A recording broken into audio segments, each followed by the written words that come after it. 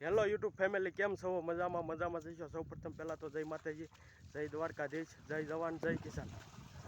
તો મિત્રો, આપણી તબિયત થોડીક સારી નથી, આપણે બીમાર છીએ, પણ તોય આપણે ઘરે સૂતા હતા એટલે કાકાનો ફોન આવ્યો કે ભેવું હામા કાંઠે વહી ગઈ છે.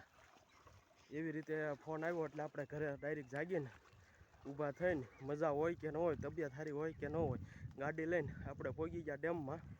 અને ભેવું હામા કાંઠેથી આ બાજુ વહી આવી હતી એટલે આપણે ભેહુને કાઢી મૂકી છે. ને જો આપણી ભેહું બધી અહીંથી તગડી મૂકી છે એટલે હામા કાંઠે વહી જાય. જુઓ ધીમે ધીમે જાય છે.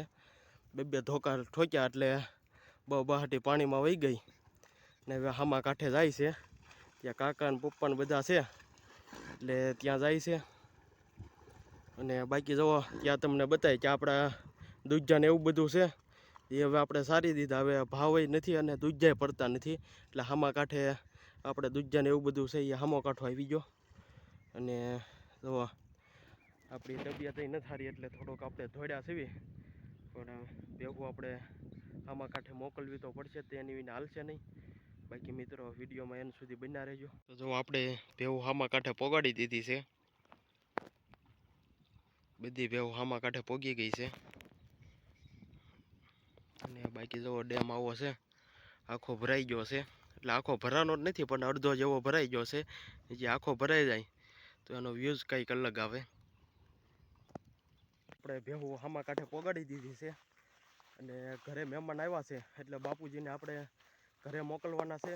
એને કાકા બે ભેહું સારે છે એટલે બાપુજીને આપણે ઘરે મોકલવાના છે અને આપણે ભેહું સારવાની છે. તો હાલો મિત્રો, હવે આપણે હામા કાંઠે વહી જઈએ અને ત્યાં આપણે ભેહું સારવી.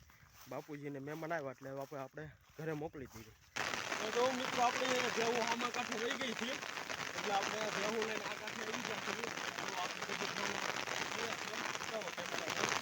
ભેહું કરે છે અને આપણે આવ્યા એટલે વરસાદી આવી ગયો. જો મિત્રો, વરસાદ ધીમો ધીમો ચાલુ થઈ ગયો છે પણ છૂટકની વારે હતી એટલે કંઈ વાંધો નહીં. પછી આપણે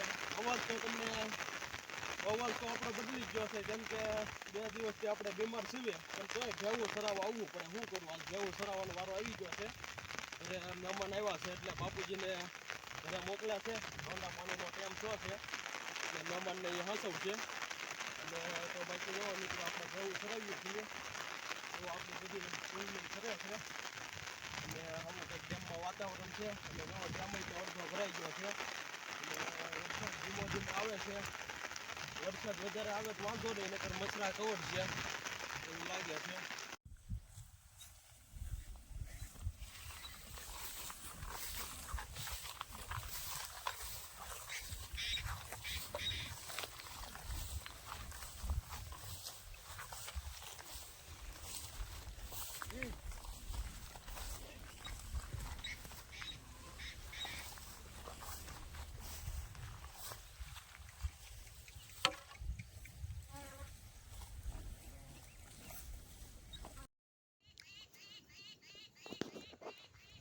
આપણે હવે ડેમમાંથી ભેહું હાંકી છે ઘર બાજુ અને જુઓ ધીમે ધીમે ભેહું જાય છે.